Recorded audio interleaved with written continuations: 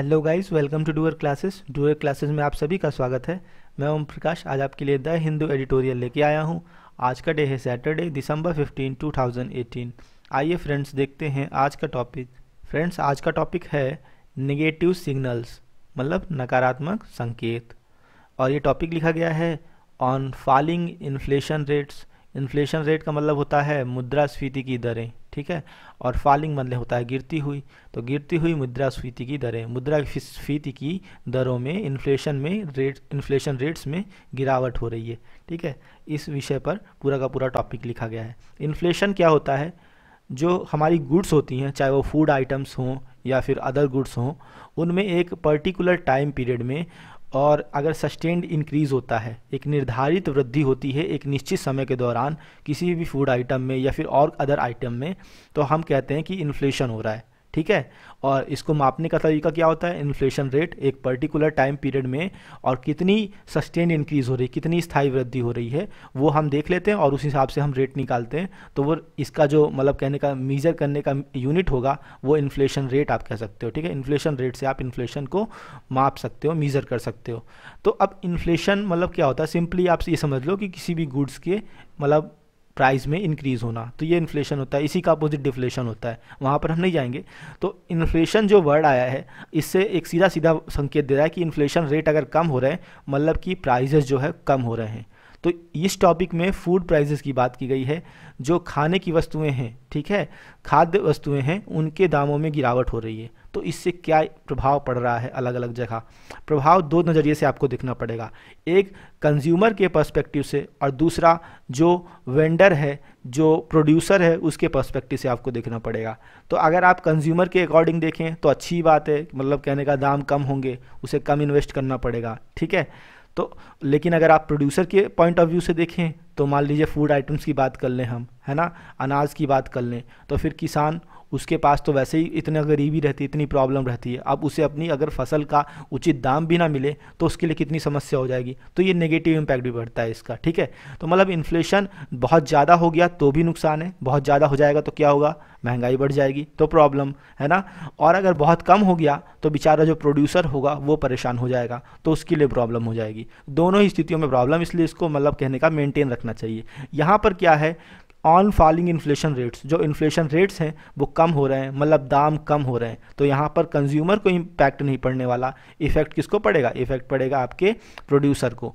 तो किसानों की यहाँ पर बात की गई है कि उन्हें कौन कौन सी समस्याएं आ रही हैं। पहले कुछ आंकड़े दिए गए हैं जिनके आधार पर आप कंपेयर कर सकते हो कि कितना ज़्यादा इन्फ्लेशन डिक्रीज़ हो रहा है, ठीक है। उसके बाद इन्होंने फिर थोड़ा सा ग्राउंड लेवल पे बात कही है कि आखिर कौन कौन से पॉइंट्स हैं जो कि गवर्नमेंट ध्यान कर सकती है बट नहीं ध्यान दे रही है ना, और कौन से पर्सपेक्टिव हैं जिन पर ध्यान दिए जाने की आवश्यकता है। तो वन बाय वन सारी चीज़ें यहाँ पर डिस्कस की गई हैं जो आप आज इन सब के बारे में जानने वाले हो। तो आइए हम टॉपिक को स्टार्ट करते हैं और जानते हैं इन सब चीज़ों के बारे में। फॉलिंग फूड प्राइसेस, गिरते हुए खाद्य वस्तुओं के दाम। विल इंटेंसीफाई, इंटेंसीफाई होता है बढ़ा देंगे। रूरल डिस्ट्रेस, ग्रामीण लोगों की डिस्ट्रेस माने विपत्ति या संकट को। द सॉल्यूशन इज, और जो समाधान है, इज मीनिंगफुल, सार्थक है। एग्रीकल्चरल रिफॉर्म, मतलब कहने का कृषि में सुधार। जो बढ़ रहे फूड प्राइजेज हैं ये ग्रामीण संकट को बढ़ा देंगे, मतलब रूरल डिस्ट्रेस को इंटेंसीफाई कर देंगे और उग्र कर देंगे और बढ़ा देंगे। अगर इसका समाधान चाहिए तो समाधान क्या है? Solution is meaningful agriculture reform, मतलब कहने का सार्थक कृषि में सुधार किए जाएं, कृषि में सुधार करने की आवश्यकता है, ठीक है। एग्रीकल्चर सेक्टर में इंप्रूवमेंट, रिफॉर्म करने की आवश्यकता है, और वो भी मीनिंगफुल तरीके से, है ना। मीनिंगफुल से मतलब इनका क्या है वो आप टॉपिक पढ़ोगे तो जानोगे। इनडायरेक्टली ये मीनिंग ये कहना चाह रहे हैं मीनिंगफुल का कि सिर्फ लोन वेवर ये कोई सॉल्यूशन नहीं है एग्रीकल्चर सेक्टर में, बल्कि एग्रीकल्चर सेक्टर में परमानेंट सॉल्यूशन के लिए आपको कुछ अलग ही करना पड़ेगा। जो एग्रीकल्चर फील्ड में जो हम टूल्स यूज़ करते हैं, जो हमें प्रॉब्लम्स होती हैं, जो इम्प्लीकेशंस होती हैं, उनको सॉर्ट आउट करिए, रादर दैन कि आप सिर्फ लोन वेवर कर दो। ये कोई फार्मर्स के लिए सॉल्यूशन नहीं है, ये एक सपोर्ट हो सकता है but it is not a solution, not a permanent solution in fact. Okay, topic को स्टार्ट करते हैं। The days when inflation could topple governments appear to be gone. Days, वह दिन वैन जब इन्फ्लेशन, जो मुद्रास्फीति थी, कुड सकती थी, टॉपल गवर्नमेंट, टॉपल समबडी का मतलब होता है किसी को, मतलब कहने का उसकी पोजीशन से हटा देना, ठीक है, तो ओवरथ्रो समबडी, किसी को निकाल फेंकना बाहर। तो कुड टॉपल गवर्नमेंट, सरकार गिरा सकती थी, अपीयर प्रतीत होती है, टू बी गोन कि जा चुके हैं। तो वो दिन जब मुद्रास्फीति की इतनी क्षमता होती थी कि वो सरकार गिरा सकती थी, टॉपल कर सकती थी गवर्नमेंट को, वो दिन क्या प्रतीत होते हैं, अपीयर टू बी, ऐसा प्रतीत होता है कि जा चुके हैं। अब मुद्रास्फीति बढ़ने से, मुद्रास्फीति मतलब अब इतनी क्षमता नहीं रही कि अब सरकार गिरा दे। पहले क्या हुआ करता था, अगर महंगाई बढ़ गई या महंगाई मतलब कहने का या फार्मर्स को प्रॉब्लम हुई तो सरकारें गिर जाती थी, वो कहने का मतलब। तो कह रहे हैं कि the days appear to be gone, ऐसे दिन ऐसा समझ में आता है कि वो जा चुके हैं। इट इज़ नाउ टाइम, अब यह समय है, फॉर द गवर्नमेंट, सरकार के लिए, टू वरी कि वो चिंता करे, अबाउट विषय में, फॉलिंग प्राइजेस गिरते हुए दामों के बारे में, ठीक है। अब ये सरकार पर, ये समय है सरकार के लिए कि वो गिरते हुए दामों पर विचार करे, चिंता करे। तो वरी अबाउट समथिंग, वरी के दो ही प्रीपोजिशन फॉलो होते हैं, जिसमें मैक्सिमम अबाउट यूज होता है और कभी कभी ओवर भी, अबाउट मतलब ओवर भी आ जाता है, ठीक है। तो आपको ये ध्यान रखना है कि जैसे वरी के बाद कभी अबाउट प्रीपोजिशन आपको आवश्यकता पड़े तो आप भर पाओ, ऐसा नहीं कि आपको फिर सोचना पड़ जाए यहाँ पे। स्पेशली ऑफ फूड, विशेषकर कैसे प्राइजेस, स्पेशली ऑफ फूड, विशेषकर खाद्य वस्तुओं के दाम, ठीक है। तो ये समय है सरकार के लिए कि वो अब दामों पर मतलब कहने का चिंता करे या फिर उस पर विचार करे, विशेषकर कौन से दाम, खाद्य वस्तुओं के दाम पर। Retail inflation dropped to a 17 month low of 2.33% in November, मतलब कहने का जो खुदरी मुद्रास्फीति है ड्रॉप्ड, वो गिर गई, ड्रॉप टू अ 7 मंथ लो, 17 महीने के न्यूनतम स्तर पर आ गई, ऑफ कितना न्यूनतम स्तर, 2.33% इन नवंबर में पिछले 17 महीने के न्यूनतम स्तर पर आ गई और होकर आकर के कितनी हो गई, 2.33% हो गई, एज कंपेयर टू, पिछली की तुलना में, कितने की तुलना, 3.31% इन अक्टूबर, जो कि अक्टूबर में 3.31% थी, वो गिर करके मतलब कहने का अब इतनी हो गई। प्राइमरली, मुख्य रूप से, ड्यू टू के कारण, द फॉल इन यानी decrease in, reduction in, drop in, देख रहे हैं ना आप, इन प्रिपोजिशन फॉलो है, गिरावट इन द प्राइजेस माने कीमतों में, ऑफ वेरियस इसेंशियल फूड्स, विभिन्न प्रकार की आवश्यक वस्तुओं के मतलब फूड आइटम्स, जो खाद्य वस्तुओं के आइटम्स हैं उनमें, ठीक है ना। तो मीनिंग क्या निकला कि जो रिटेल इन्फ्लेशन, जो खुदरी मुद्रास्फीति है, वो गिर करके, मुद्रास्फीति गिरना मतलब सिंपली क्या हो गया, खुदरे दामों को गिरना, ठीक है। तो जो दाम है वो गिर करके 17 महीने के न्यूनतम स्तर पर 2.33% में आ गए हैं नवंबर में, पिछले महीने मतलब 3.31% जो अक्टूबर में थे उसकी तुलना में, ठीक है ना। ये मुख्य रूप से किस कारण से हो रहा है, fall in the prices of various essential food items, विभिन्न प्रकार के फूड आइटम्स की जो प्राइजेज हैं उनमें क्या गिरावट के कारण से ऐसा हो रहा है, ठीक है, कि इतना कम हो रहा है। फूड प्राइजेस, जो खाद्य वस्तुओं के दाम हैं, fell by a huge 6.96% points compare to a year ago, मतलब कहने का फूड प्राइसेस फेल, जो कि गिरे बाय ह्यूज 6.96%, कितना गिरावट हुई, 6.96 परसेंटेज पॉइंट्स की गिरावट हुई, कंपेयर टू की तुलना में ईयर अगो, एक साल पहले, पिछले एक साल पहले की तुलना में 6.96% की गिरावट हुई, एंड एट -2.6%, 61%, और इस समय कितना है, एट -2.61%, 2.61% वो भी नेगेटिव में है इस समय, आर नाउ, अब ये अब इन डिफ्लेशनरी टेरिटरी, डिफ्लेशन होता है इन्फ्लेशन का अपोजिट, इन्फ्लेशन माने बढ़ना होता है, डिफ्लेशन माने घटना होता है, जब नेगेटिव इन्फ्लेशन होता है तो वहां पर डिफ्लेशन हो जाए, उसे डिफ्लेशन कहते हैं, ठीक है। तो यहाँ -2.61% है ना, तो ये क्या कह रहे हैं, are now in deflation territory, अब यह मतलब डिफ्लेशन की क्षेत्र में है, for the second successive month, लगातार दूसरे महीने, मतलब इसके पहले भी रहा होगा कंडीशन यही, अब इस महीने भी है, ठीक है। तो फूड प्राइसेस जो हैं, जो कि 6.91% पॉइंट गिरे हैं पिछले वर्ष की तुलना में, वो -2.61% पे हो गए हैं, जो कि अब डिफ्लेशन टेरिटरी आती है, डिफ्लेशन का क्षेत्र आता है, वहाँ पर है। और ये कब है, for the successive second month, मतलब सॉरी सेकेंड सक्सेसिव मंथ, दूसरे मतलब कहने का क्रमबद्ध महीने में, ठीक है ना। आगे पढ़ते हैं। द फॉल इन इन्फ्लेशन, मुद्रास्फीति में जो गिरावट है, फॉल माने गिरावट, तो इन प्रीपोजिशन फॉलो हो रहा है, इसे आप ध्यान दीजिएगा। तो फॉल इन इन्फ्लेशन, जो मुद्रास्फीति में गिरावट है, इज ऑब्वियसली गुड न्यूज़, ये एक अच्छी खबर है, स्पष्ट, ऑब्वियसली मतलब क्या होता है, इन ए क्लियर वे, स्पष्ट रूप से अच्छी खबर है, फॉर कंज्यूमर्स, ग्राहकों के लिए, पर्टिकुलरली विशेषकर, दोज, उन ग्राहकों के लिए, दोज मतलब किस लिए आया है, कंज्यूमर्स के लिए आया है, for consumers particularly those consumers, तो दोज लिख दिया है, विशेषकर उनके लिए, इन अर्बन इंडिया, जो कि शहरी भारत में रहते हैं, हु आर हैप्पी जो कि खुश हैं, टू पे मतलब चुका करके, लेस कम मात्रा में, फॉर देयर परचेज अपनी खरीदारी के लिए, ठीक है, अपनी खरीदारी के लिए, अपनी खरीद के लिए कम चुका करके जो कि खुश हैं और शहरी क्षेत्र में रहते हैं विशेषकर उन कंज्यूमर्स के लिए ये तो स्पष्ट रूप से इन्फ्लेशन में गिरावट एक अच्छी खबर है, ठीक है। तो आप देख रहे हो यहाँ हु जो आया है, हु की इसके लिए आर के लिए एंटीसीडेंट का वर्क कौन कर रहा है, इंडिया नहीं कर रहा है, ये कंज्यूमर ही कर रहा है, ठीक है, और ये दोज ही कर रहा है एक तरह से एंटीसीडेंट का काम।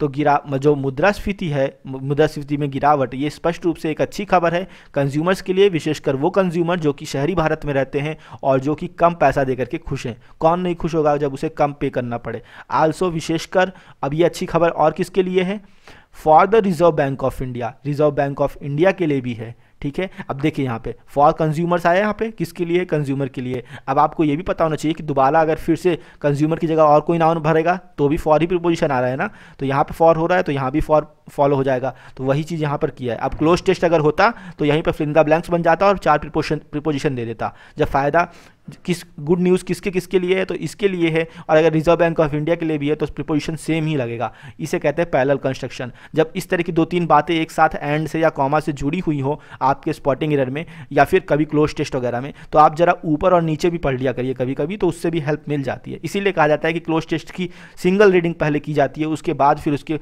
ऑप्शन पुट किए जाते हैं। रीज़न यही होता है कहने का, सिर्फ फॉर्मेलिटी नहीं होती कि एक बार पढ़ लेना है। पढ़ने का मतलब यही होता है कि आपको पता लग जाए कि किस कौन सा कहाँ पे पैरेलल कंस्ट्रक्शन कहाँ पे क्या लग रहा है, आप उसे गेस कर पाओ। जब सिंगल रीडिंग कर लोगे तो ये सारे आइडियाज़ आपके दिमाग में आ जाएंगे, ठीक है। Also for the reserve bank of India, और ये किसके लिए भी फायदेमंद है, अच्छी खबर है रिजर्व बैंक ऑफ इंडिया के लिए। क्यों, which will now have more room for manoeuvre in the matter of interest rates, जिसके पास अब ये विच आया, आरबीआई एक बॉडी है इसलिए विच आया है। यहाँ पर हु क्यों आया है, क्योंकि ये कंज्यूमर्स थे, है ना, लिविंग बीइंग है, पर्सन से, इसलिए यहाँ हु आया है। तो विच क्यों आता है, हु क्यों आता है, ये भी आपको पता होना चाहिए।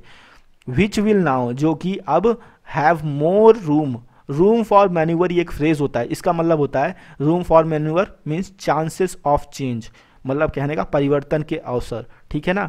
तो रिजर्व बैंक ऑफ इंडिया के लिए भी ये अच्छी खबर है। कैसा रिजर्व बैंक ऑफ इंडिया, जिसके पास अब और अवसर होंगे और ज़्यादा चांसेस होंगे टू चेंज, मतलब कहने का परिवर्तन के, in the matter of interest, ब्याज दरों के मामले में, मतलब कहने का अब वो ब्याज दरों में और ज़्यादा परिवर्तन कर सकता है, ठीक है। तो ये कहने का मतलब रिजर्व बैंक ऑफ इंडिया के लिए भी इसलिए पॉजिटिव है, ठीक है। और कंज्यूमर्स के लिए भी गुड न्यूज़ इसलिए है क्योंकि अब उन्हें कम चुकाना पड़ेगा, दोनों ही केसेस में दोनों के लिए फ़ायदेमंद है, ठीक है। बट लेकिन it is a bad news, ये एक बुरी खबर है फॉर द प्रोड्यूसर्स, उत्पादकों के लिए, ऑफ बेसिक फूड आइटम्स, जो कि मूलभूत वस्तुओं के उत्पादन करते हैं, ठीक है, who are located in the distress affected rural parts. अब देखिए फूड आइटम्स है ना, तो ये तो नॉन लिविंग है, अगर यहाँ पर आर लोकेटेड, स्थापित, लोकेटेड वर्ब फूड आइटम्स के लिए आती तो यहाँ भी आना चाहिए था, लेकिन ये हु जो है ना आइटम्स के लिए नहीं आया है, ये पर्टिकुलर प्रोड्यूसर्स के लिए आया है, ठीक है। तो ये बुरी खबर है प्रोड्यूसर्स के लिए, और कौन से, जो फूड बेसिक फूड आइटम्स मतलब निर्माण करते हैं, प्रोड्यूस करते हैं, उन प्रोड्यूसर्स के लिए बुरी खबर है। हु आर लोकेटेड जो कि स्थापित हैं या स्थित हैं, इन द डिस्ट्रेस अफेक्टेड मतलब संकट से प्रभावित ग्रामीण भागों में ऑफ द कंट्री, देश के, ठीक है, देश की मतलब संकट से ग्रस्त जो ग्रामीण भाग है वहाँ पर रहने वाले प्रोड्यूसर्स जो हैं, जो कि बेसिक फूड आइटम्स को मतलब कहने का प्रोड्यूस करते हैं, उनके लिए ये बुरी खबर है, ठीक है। तो ये आर जो आया है ये प्रोड्यूसर्स के लिए आया है। अब अच्छी बात ये है कि आइटम्स भी प्लूरल है, तो आप दिमाग ये भी लगा सकते हो कि आइटम्स के लिए आ रहा है, बट ये जो हु आया है ना ये प्रोड्यूसर्स के लिए आया है, ये इस बात का इशारा करता है ना। और रहते कौन है, बेसिक फूड आइटम्स थोड़ी ना लोग रूरल पार्ट्स में रह रहे हैं, ठीक है, ये बल्कि प्रोड्यूसर्स की लोकेशन बता रहा है ये कि rural parts of the country में निवास करते हैं, ठीक है। लेकिन अदरवाइज अगर ये होता तो डिस्ट्रेस अफेक्टेड क्यों लिखता, डिस्ट्रेस अफेक्टेड फूड आइटम्स के लिए कौन सा डिस्ट्रेस अफेक्टेड रूरल पार्ट होगा, उन्हें थोड़ी ना कोई प्रॉब्लम होती है, प्रॉब्लम तो किसने होती है, प्रोड्यूसर्स को होती है। तो इस तरह भी आपको कई सारे लॉजिक्स लगाने को मिल जाएंगे यहाँ पे। विथ फॉलिंग फार्म इनकम्स, गिर रही मतलब फार्म इनकम्स, कृषि आय, आल्सो इम्पैक्टिंग जो कि प्रभावित कर रही है लैंडलेस लेबर मतलब भूमिहीन मजदूरी को, जिनके पास भूमि नहीं है उनको, ठीक है, एंड रूरल डिमांड और ग्रामीण मांगों को भी, ठीक है। तो एक पूरा मीनिंग आप एक बार में पढ़ेंगे कि ये बुरी खबर है उन उत्पादकों के लिए फूड आइटम्स के जो कि मतलब कहने का विपत्ति या संकटग्रस्त ग्रामीण क्षेत्रों में रहते हैं इस देश के, ठीक है। और कैसे ये बुरी खबर है, क्योंकि उनकी जो इनकम्स हैं, फार्म इनकम्स, कृषि की आय हैं, वो गिरती जा रही हैं और प्रभावित कर रही हैं भूमिहीन मजदूरों को और साथ में ग्रामीण मांग को भी, ठीक है ना। At the heart of this problem, इस समस्या का मुख्य जड़ क्या है ना। तो इस समस्या का मुख्य कारण is the unpredictability of farm prices. Unpredictability होता है अनिश्चितता, है ना, अनसस्टेनेबिलिटी आप कह सकते हो, और फार्म प्राइजेस मतलब कहने का कृषि के दाम या फिर जो प्रोडक्ट्स हैं उनके दाम, ठीक है। तो कृषि की जो वस्तुएं हैं उनके दामों में अनिश्चितता, ये एक सबसे बड़ी मुख्य समस्या है, ठीक है।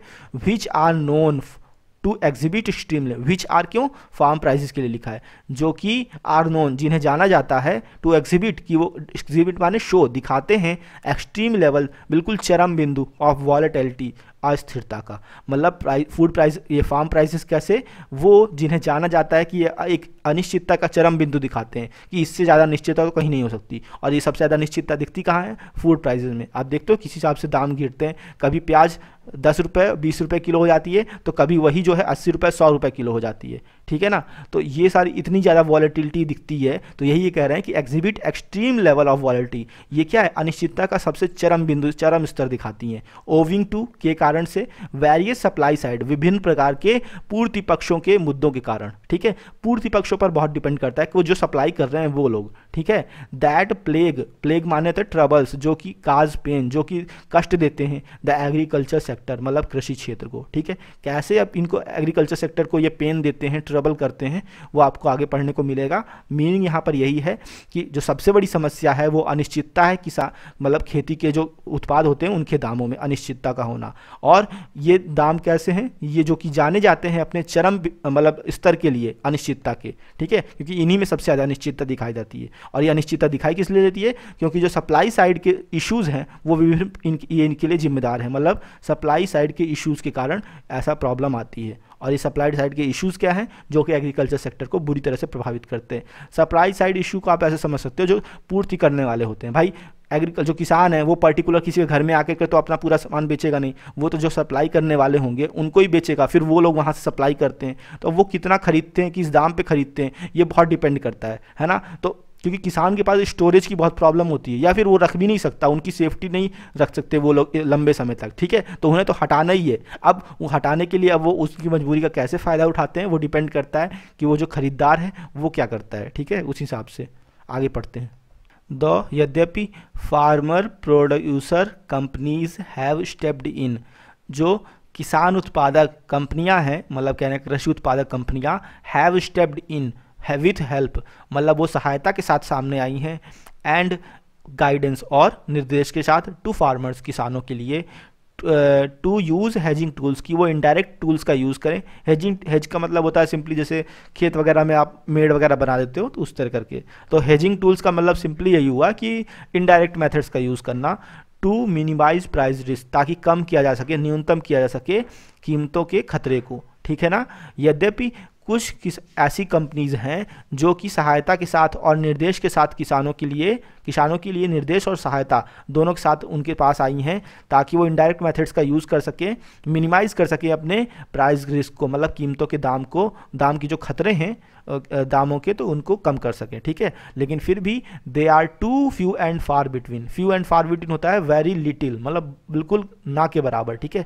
लेकिन फिर ये सब जितने भी टूल्स या जितने भी मतलब गाइडेंस है या हेल्प है, ये क्या है, दे आर टू रेयर, बहुत ही दुर्लभ है, बहुत ही न्यूनतम है, बहुत ही कम है, टू मेक अ डिफरेंस, ताकि एक अंतर किया जा सके। मतलब उन्होंने मिनिमाइज करने के लिए प्राइस रिस्क को कई सारी चीज़ें तो की कंपनीज, लेकिन ये इतनी कम है कि ये मतलब डिफरेंस ही नहीं कर सकते आप इसमें, ठीक है, ये कहने का मतलब है।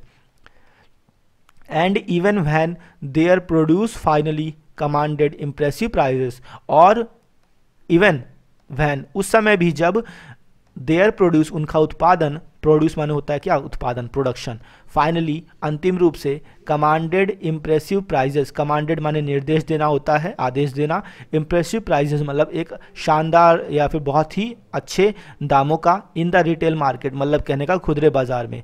जब उनका उत्पादन आदेश देता है, यहाँ पर आदेश पढ़ें आप तब मीनिंग क्या दे रहा है ये समझिए, वैसे आदेश यहाँ नहीं पढ़ना। जब एक अच्छे दामों का खुदरे बाजार में, तो यहाँ आदेश का मीनिंग क्या है, यहाँ पर कमांड का मीनिंग सिंपली क्या है, जब उनके उत्पादन का अंतिम रूप से किसी तरह से अच्छा खासा दाम मिलता है रिटेल बाजार में, मतलब कहने का खुदरे बाजार में, तो होता क्या है, द कार्टेलाइज्ड एग्रीकल्चर मार्केटिंग सिस्टम। कार्टेलाइज्ड होता है फार्मिंग ग्रुप, जो संगठन में काम करते हैं वो लोग। एग्रीकल्चर मार्केटिंग सिस्टम, कृषि से संबंधित जो बाजारी प्रणाली हैं, ठीक है, संगठन में काम करने वाली कृषि से संबंधित जो बाजार प्रणाली हैं वो क्या करती हैं, हैज़ मेड श्योर, उसने क्या किया है, उसने पूरा का पूरा ये सुनिश्चित किया है दैट की farmers receive little to nothing, little to nothing मतलब नॉट एनीथिंग, लगभग जीरो के बराबर, कि किसान कुछ ना पाए। तो पहले तो इन्हें अच्छी कीमत नहीं मिलती, और अंतिम रूप से जब इन्हें शानदार प्राइस मिल जाता है रिटेल मार्केट, खुदरे बाजार में, तो फाइनली होता क्या है, जो संगठन में काम करने वाली मार्केटिंग सिस्टम है ये सुनिश्चित करती है, ये प्रयास करती है किसी तरह से कि किसान कुछ ना पाए, ठीक है, ये कहानी होती है। Ahead of the general election next year, अगले साल होने वाले जनरल इलेक्शन, आम चुनाव के ठीक पहले, स्टेट गवर्नमेंट्स जो राज्य सरकारें हैं अक्रॉस द कंट्री, पूरे भारत की, ठीक है, across the country, please across preposition को नोटिस करिए, ठीक है, तो राज्य सरकारें जो हैं पूरे देश की, आर लाइकली टू, उनकी संभावना है, to resort to short term relief, resort to कि वो रिजॉर्ट टू मतलब सहारा लेंगी, short term relief, short term relief का होता है अल्पकालिक राहत, मीजर्स माने उपायों का, सच है जैसे कि फार्म लोन वेवर, जैसे किसानों का लोन माफ़ी, टू टेम्परेरी, और यहाँ से लेकर के कहाँ तक सहारा लेंगी, टेम्परेरीली, अस्थायी रूप से, रिलीव राहत देना फार्मर्स किसानों को, ऑफ देयर डीप डिस्ट्रेस, उनकी गहरे संकट से, ठीक है ना। तो मीनिंग क्या निकला है यहाँ पर, रिजॉर्ट टू के बारे में पहले आप जानिए। रिजॉर्ट टू होता है सहारा लेना, रिजॉर्ट टू समथिंग, किसी चीज़ का सहारा लेना, किसी चीज़ की हेल्प लेना, ठीक है। रिजॉर्ट तो आप जानते ही हो ना, जहाँ पर आप रेस्ट वगैरह करते हो, बस वैसे ही रिलेट करिए, तब आपको मीनिंग्स याद रहेंगे, ठीक है। हर वर्ड को आप अपने प्रैक्टिकली जो आप वर्ड यूज़ करते हो उसी से रिलेटेड, उससे आप रिलेट करके अगर आप याद रखोगे तो आपको काफ़ी हेल्प मिलेगी, अदरवाइज ये सब वर्ड्स टिकते नहीं है, तुरंत गायब हो जाते हैं, ठीक है। तो रिजॉर्ट आप जानते हो ना कि रिजॉर्ट वगैरह में जहाँ आप रुक सकते हो, तो आप क्या कहते हो, एक शरण लेते हो ना, तो वैसे ही यहाँ पर रिजॉर्ट टू मतलब सहारा लेना, किसी चीज़ का हेल्प लेना, ठीक है। Likely to do something, is am are was were likely to do something जैसे होता है ना, लाइकली टू मतलब संभावना है, ठीक है। तो आम चुनाव, अगले साल जो होने वाले आम चुनाव हैं उनके ठीक पहले पूरे देश की जो राज्य सरकारें हैं उनकी संभावना है कि वो सहारा लेंगी अल्पकालिक राहत उपायों का, जिससे कि अल्पकालिक राहत मिल सके। ये लोग नहीं चाहते हैं रियल में, असल में जितने भी पॉलिटिशियंस हैं इनकी मंशा ही नहीं रहती कि लंबे समय तक मतलब कहने का इनको राहत मिले, ये होता ही है, ये प्रॉब्लम ही नहीं, क्योंकि वो जानते हैं कि अगर रिलीफ मिल जाएगा तो नेक्स्ट टाइम वोट कौन देगा, फिर ये दिमाग का यूज़ करने लगेंगे। अभी क्या है, अभी अपनी इनकी मजबूरी का फ़ायदा उठाओ, प्रॉब्लम यही होती है, चल है ना। इसीलिए ये लोग लोन वेवर में आगे बढ़ जाएंगे, तुरंत लोन वेवर कर देते हैं, लेकिन उसके अगर सोचा जाए कि कुछ इम्प्लीमेंटेशन करें, अच्छी पॉलिसीज़ का कुछ डेवलपमेंट करें, तो वो इनसे नहीं होता। पॉलिसी पूरी करने में पता लगा 5 साल लगे, लेकिन लोन वेवर करने में 30,000-60,000 करोड़ तुरंत निकाल दिया, ये चीज़ें होती हैं। तो state governments across the country, पूरे दुनिया पूरे मतलब कहने का देश की जो राज्य सरकारें हैं उनकी संभावना है कि वे रिजॉर्ट टू करेंगी, सहारा लेंगी शॉर्ट टर्म रिलीफ, अल्पकालिक राहत उपायों का, जिसमें कि फार्म लोन वेवर शामिल हैं, यहाँ से लेकर के टू टेम्परेरी रिलीफ, अस्थायी राहत देना फार्मर्स किसानों को, ऑफ देयर डीप डिस्ट्रेस, उनकी गहरे संकट से। तो रिलीफ समबडी ऑफ समथिंग, तो ये चीज़ आपको ध्यान देना, रिलीव समबडी ऑफ समथिंग, किसी को, व्यक्ति को किसी चीज़ से राहत देना, प्रीपोजिशन ऑफ फॉलो होता है, ये बात आपको ध्यान रखनी है, ठीक है। आगे बढ़ते हैं फर्दर, और आगे, with the issue of rural distress now expected to significantly affect the general election verdict, उस मुद्दे के साथ ऑफ रूरल डिस्ट्रेस, ग्रामीण संकट का, नाउ अब उस मुद्दे के साथ जो कि ग्रामीण संकट का मुद्दा है, एक्सपेक्टेड जिसकी अब उम्मीद की जाती है, टू सिग्निफिकेंटली बहुत ही महत्वपूर्ण ढंग से अफेक्ट प्रभावित करेगा द जनरल इलेक्शन वर्डिक्ट, मतलब कहने का आम चुनाव के जनादेश को, ठीक है। ग्रामीण संकट का वो मुद्दा जिसकी अब उम्मीद है कि अब वो आम चुनाव को बड़ी मात्रा में आम चुनाव के जनादेश को प्रभावित करेगा, उसके साथ द भारतीय जनता पार्टी जो बीजेपी है एंड द कांग्रेस, और जो कांग्रेस है, आर ऑलरेडी इंगेज्ड, पहले से ही इंगेज्ड माने व्यस्त हैं, इन अ कम्पिटिटिव बैटल, एक प्रतिस्पर्धी लड़ाई में, टू ऑफर, पेश करने के लिए, द हाईएस्ट एक्सटेंट, सबसे ज़्यादा एक्सटेंट माने सीमा में, ऑफ लोन वेवर, मतलब कहने का लोन माफ़ी, टू फार्मर्स, किसानों को, ठीक है ना। मतलब कहने का आम चुनावों का जनादेश, सॉरी आप अगर ऐसे पढ़ें, ग्रामीण संकट के जो मुद्दे पर है, जिसका ग्रामीण संकट का कौन सा मुद्दा जिसकी उम्मीद है कि आम चुनाव की जनादेश को बहुत बड़ी मात्रा में प्रभावित करेगा, उसके साथ भारतीय जनता पार्टी और साथ में कांग्रेस, ये दोनों ही बड़े ही प्रतिस्पर्धी लड़ाई में व्यस्त हैं। कैसी प्रतिस्पर्धापूर्ण लड़ाई कि कौन ज़्यादा से ज़्यादा लोन वेवर करता है। प्रस्ताव दे रही हैं highest extent of loan waiver, उच्च सीमा के साथ अधिकतम सीमा में लोन वेवर देने का, लोन माफ़ी देने का, टू फार्मर्स मतलब किसानों को, ठीक है। There will also be pressure, दबाव यहाँ पर भी होगा, टू अनाउंस, घोषणा करने का, हायर मिनिमम सपोर्ट प्राइजेस, उच्च मात्रा में न्यूनतम समर्थन मूल्य को, फॉर वेरियस एग्रीकल्चर गुड्स, विभिन्न प्रकार के कृषि युक्त वस्तुओं पर, ठीक है। न्यूनतम समर्थन मूल्य होता है वो मिनिमम प्राइस किसी भी गुड्स का, किसी भी फार्म आइटम का, जो कि गवर्नमेंट एश्योर करती है कि कम से कम इतने पर तो बिकेगी, इससे ज़्यादा में बेच सकते हो तो बेच लो, नहीं तो इतने पर तो हम लेंगे, उसे कहते हैं मिनिमम सपोर्टिंग प्राइस, ठीक है। मिनिमम सपोर्ट प्राइस वो न्यूनतम प्राइस जिस पर गवर्नमेंट सपोर्ट करती है कि हाँ भाई इतने में बेच सकते हो तो बेच लो, नहीं तो हम तो है ही, इससे कम में नहीं, मतलब वहाँ पर गवर्नमेंट गारंटी लेती है, उसे कहते हैं मिनिमम सपोर्ट प्राइस। बहुत बेसिक वर्ड है, मतलब कहने का एमएसपी जिसे आप कहते हो, ठीक है, और मैक्सिमम लोगों को पता ही होगा।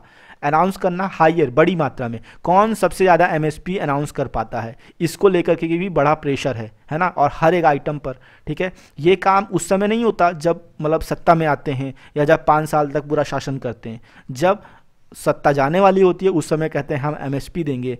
ऐसी सारी पॉलिसीज़ गवर्नमेंट की जो कि रियल में पब्लिक को फ़ायदा पहुंचाती है, रियल में फार्मर्स को फ़ायदा पहुंचाती है, वो सभी चुनाव के दौरान ही आती हैं, है ना, ताकि दिखाई दे। बीच में आ जाएगी तो फिर गा नहीं पाएंगे ना ये लोग, ये प्रॉब्लम होती है इनकी। तो अब ये इनके ऊपर दबाव इस बात पर भी है कि वो घोषणा करें, अनाउंस करें हाई मात्रा में, उच्च मात्रा में एमएसपी को विभिन्न प्रकार की कृषि की उत्पादों के लिए, कृषि की वस्तुओं के लिए।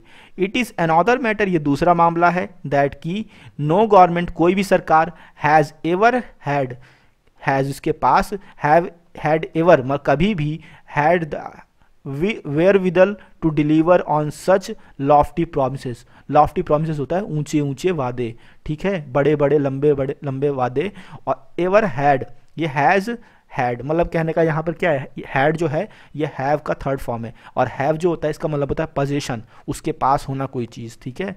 द वेयर विदल होता है मनी और any other thing that is required to do something, मतलब पैसा का होना या फिर और अन्य चीज़ जो कि कोई काम करने के लिए आपके लिए आवश्यक है ना। तो ये कह रहे हैं ये अन्य मामला है कि किसी भी सरकार के पास नहीं है क्या, वेयर विदल यानी मनी, टू डिलीवर प्रदान करने के लिए, सच लॉफ्टी प्रोमिसेस इस प्रकार के वादे। अब आप समझिएगा ध्यान से कि ये कह रहे हैं कि बड़ा दबाव है एमएसपी उच्च मात्रा में कौन प्रदान कर पाता है एग्रीकल्चर गुड्स के लिए, और भी लोन वेवर के मामले में भी कंपटीशन है। लेकिन ये एक अलग मुद्दा है कि सरकार के पास है कुछ नहीं, किसी भी गवर्नमेंट के पास, no government has had the wherewithal यानी the money to deliver on such lofty promises, इस प्रकार के बड़े बड़े वादे करने के लिए इनके पास पैसा नहीं है कि ये पूरा कर पाए। गवर्नमेंट के पास इतना नहीं होता, लेकिन फिर भी ये लोग वादे कर देते हैं, और फिर जो विकास का पैसा है वो इन सब मामलों में चला जाता है, ठीक है।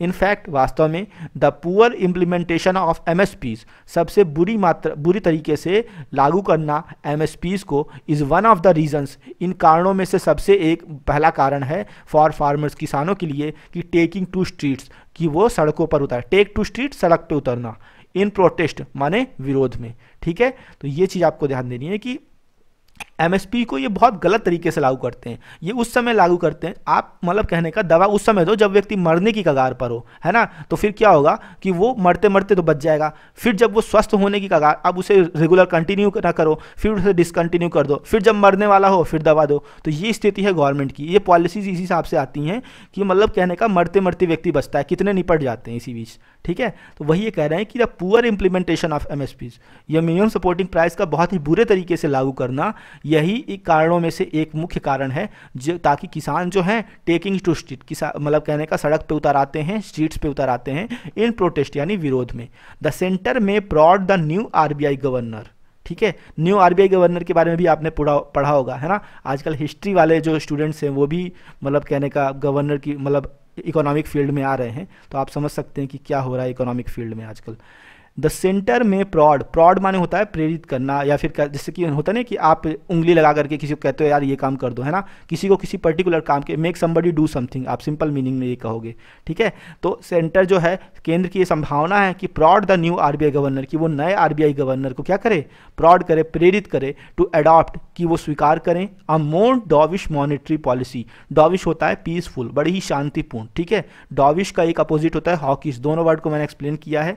डॉविश नहीं आया लेकिन हॉकिस एग्जाम में आ चुका है, ठीक है। बहुत ही ज़्यादा नरमीपूर्ण मौद्रिक नीति अपनाए, मौद्रिक नीति का स्टैंस माने होता है ओपिनियन, रवैया अपनाए in the run up to the election, आने वाले चुनाव के चलते, साइटिंग उल्लेख करते हुए फॉलिंग इन्फ्लेशन फिगर्स, मतलब कहने का गिरते हुए मुद्रास्फीति के आंकड़ों का, ठीक है। अब ये केंद्र कह रही है आरबीआई गवर्नर से, मतलब ये चाहती है, वो इसलिए प्रेरित कर रही है आरबीआई गवर्नर को कि वो बड़े ही मतलब नरम नीति अपनाए, मौद्रिक नीति अपनाए, है ना। मतलब आपने कुछ गड़बड़ी की तभी ऐसा सोच रहे हो, प्रॉब्लम क्या आ रही है, नहीं तो जो रियल में होना चाहिए आरबीआई गवर्नर की अथॉरिटी उस हिसाब से उसे काम करने दीजिए। ये प्रॉड करना ये सब क्या है ना। द सेंटर में प्रॉड, केंद्र की संभावना है कि वो प्रॉड करेगा, प्रेरित करेगा नए आरबीआई गवर्नर को कि वो एक बहुत ही क्या सॉफ्ट मॉनेटरी पॉलिसी को के विचार को क्या करे, अडॉप्ट करे, स्वीकार करे in the run up to election. मतलब in the run up to होता है कि कोई मतलब just before something any event, किसी पर्टिकुलर इवेंट के ठीक पहले की बात है। तो in the run up to election मतलब कहते हैं आने वाले चुनाव से पहले, साइटिंग उल्लेख करते हुए फॉलिंग इन्फ्लेशन फिगर्स, मतलब कहने का गिरते हुए मुद्रास्फीति के और जो मतलब कहने का आंकड़े हैं उनकी बात, ठीक है। आगे पढ़ते हैं। बट लेकिन नन ऑफ दीज मीजर्स, इन उपायों में से कोई भी नहीं विल हेल्प फार्मर्स, किसानों की हेल्प करेगा।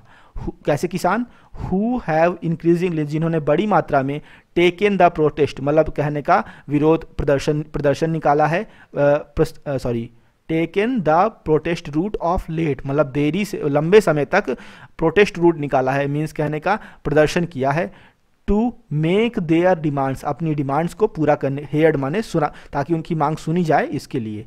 इन एनी मीनिंगफुल मैनर, किसी भी प्रकार से सार्थक ढंग से, इन द लॉन्ग रन, लंबे समय तक, किसी भी प्रकार से सार्थक तरीके से, एक उचित तरीके से, लंबे समय में ही सही, उनकी मांगों को कम से कम सुना जाए, इसलिए उन्होंने एक लंबे समय तक प्रोटेस्ट रूट निकाला, है ना, बड़ी मात्रा में।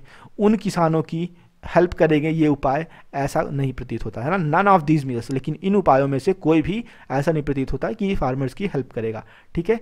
रियल एग्रीकल्चर रिफॉर्म, जो वास्तविक कृषि सुधार हैं, इज क्रूशियल, बहुत महत्वपूर्ण है, टू इनेबल, ताकि सक्षम बनाए, फार्मर्स माने किसानों को, टू फ्रीली, स्वतंत्रतापूर्वक, मेक देयर ओन बिजनेस, वो अपना खुद का काम कर बिजनेस डिसीजंस, अपने खुद के व्यापार से संबंधित निर्णय ले पाए, without the grabbing hand of the government, बिना सरकार का, ग्रैबिंग हैंड होता है हथियाने वाला, किसी चीज़ पर पकड़ बना लेना, बिना सरकार के पकड़ बनाने वाला जो रवैया है उसके, ठीक है ना। सरकार हर चीज़ पे जो कब्जा करना चाहती है कि हर चीज़ वो खुद डिसाइड करेगी, इसके बिना, ठीक है। तो ये कहना चाह रहे हैं कि वास्तविक में रियल एग्रीकल्चर रिफॉर्म की समय बहुत ही महत्वपूर्ण आवश्यकता है, ताकि किसानों को बना सके कि वो फ्रीली अपने खुद डिसीजंस ले सकें, और बिना ग्रैबिंग माने होता है control, controlling hand of government, सरकार के बिना किसी नियंत्रणपूर्ण हाथ के, मतलब सरकार का उसमें कोई पर्टिकुलर नियंत्रण न रहे, वो खुद अपने डिसीजन ले सकें किस प्रकार से। इसके लिए क्या करना है, रियल में एग्रीकल्चर रिफॉर्म्स की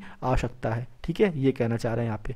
तो ये था आज के एडिटोरियल, जिसमें आपने देखा कि फार्मर्स की ग्राउंड सिचुएशन क्या है, वो कौन कौन सी क्राइसिस को फेस कर रहे हैं, कौन कौन सी ट्रबल्स हैं जो उन्हें पेन दे रही हैं, ठीक है, और गवर्नमेंट उनके लिए क्या कर रही है, गवर्नमेंट का फोकस जो है किन किन फील्ड्स पे है, जैसे कि एमएसपी को बढ़ाना हो गया, है ना, ठीक है। एमएसपी को मैक्सिमम करने के लिए, अब चाहे वो कोई भी गवर्नमेंट बने, चाहे वो कांग्रेस बने चाहे बीजेपी बने, दोनों का ही मुद्दा है कि हम मैक्सिमम एमएसपी प्रोवाइड कराएंगे। लोन वेवर की स्कीम ये लेकर के आ रहे हैं, और तो इन्होंने अभी यहाँ पर कुछ इस एडिटोरियल में पर्टिकुलर रिवील नहीं किया है, एक्सपोज नहीं किया है, ठीक। ठीक है। फिलहाल हम पढ़ते हैं अपने वर्ड्स जो आपके एग्जाम पॉइंट ऑफ व्यू से काफ़ी इंपॉर्टेंट हो सकते हैं। जैसे टॉपल समबडी है, तो टॉपल समबडी का एक मीनिंग होता है to make somebody lose their position of power, है ना, मतलब सत्ता की स्थिति से उसे हटा देना, कुछ इस तरह का होता है। ओवरथ्रो समबडी, जैसे a plot to topple the president, एक षड्यंत्र to topple the president, president को निकालने का, ठीक है।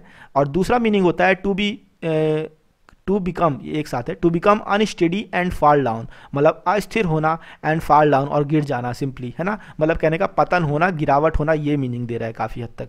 तो मीनिंग क्या है इसका, एग्जांपल देखेंगे, sorry, the pile of books toppled over, मतलब कहने का जो किताबों का ढेर था वो गिर गया, ठीक है। इंटेंसीफाई का मतलब क्या होता है, बढ़ा देना या बढ़ जाना, दोनों मीनिंग होता है। जैसे आप यहाँ देखेंगे पहला example, violence intensified during the night, जो हिंसा है वो बढ़ गई ड्यूरिंग द नाइट, मतलब रात्रि में, ठीक है। और दूसरा एग्जांपल देखेंगे, the opposition leader has intensified his attacks on the government, जो विरोधी दल के नेता थे वो उसने क्या किया, हैज़ इंटेंसीफाइड, बढ़ा दिए, हिज अटैक्स, अपने हमले, ऑन द गवर्नमेंट, सरकार पर, ठीक है। रूम फॉर मैन्यूवर या फिर फ्रीडम ऑफ मैन्यूवर, मैंने बताया था चांसेस ऑफ चेंज, है ना, तो ये चेंज के चांसेस को आप चाहे रूम फॉर मैन्यूवर करिए चाहे फ्रीडम ऑफ मैन्यूवर, यहाँ पे रूम फॉर मैन्यूवर आया था, है ना, अगर फ्रीडम होता तो फ्रीडम के साथ फ्रीडम ऑफ मैन्यूवर होता ना कि फ्रीडम ऑफ फॉर, ठीक है। तो ये दोनों ही आ सकते हैं, ये वाला आ चुका है, आप इसको भी कभी देख सकते हो, इसलिए इसे याद कर लीजिएगा। Chance of change, the way, उस रास्ते के, मतलब उस तरीके के बदलने के चांसेस, अवसर, दैट समथिंग हैपन, जिससे कि कोई काम होता है, एंड इन्फ्लुएंस डिसीजन, और वो जो कि निर्णय लेने को प्रभावित कर सकता है, दैट आर मेड, जो कि किए गए हैं, ठीक है। किसी स्थिति को बदल देने वाला, सिंपल यही मीनिंग है रूम फॉर मैन्यूवर, ठीक है ना। We don't have much room for manoeuvre in our schedule, हमारे पास बहुत सारे चांसेस नहीं है चेंज करने के, इन आवर शेड्यूल, अपने शेड्यूल को, हमारा जो शेड्यूल है, जो कार्यप्रणाली की है, टाइम टेबल, उसको हम चेंज कर पाएँ, हमारे पास ऐसे बहुत ज़्यादा अपॉर्चुनिटी, बहुत सारे चांसेस नहीं है, ठीक है, ये कहने का मतलब है।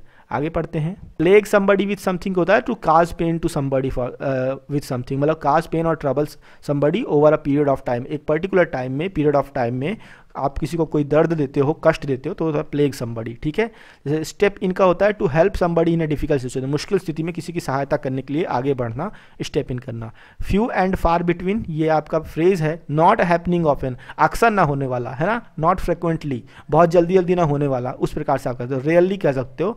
तो ये एग्जाम में आ भी चुका है, इसे याद रखिएगा। इसमें क्वेश्चन भी बन सकता है, फ्यू को अंडरलाइन कर देगा और फार बिटवीन दे दिया, अब आपको पता होता है कि फ्यू एंड फार बिटवीन है, यहाँ पर फ्यू की जगह ऑप्शन दे देगा, लिटिल, स्मॉल, रेयर, इस तरह करके 3-4 दे देगा। आपको पता है कि भैया ईडियम में फ्यू एंड फार बिटवीन होता है, तो लिटिल एंड फार बिटवीन क्यों लिखोगे, जो आपके ईडियम होते हैं उनमें बिल्कुल चेंज नहीं होता, वर्ड है तो वही रहेगा, उसका कोई साइनोनिम उसका प्लेस नहीं ले सकता, ठीक है, ये चीज़ याद रखना। तो यहाँ पर क्वेश्चन बन सकते हैं, या फार में भी बन सकता है ना, फार की जगह डिस्टेंस कर देगा और अदर वर्ड्स कर देगा, ठीक है।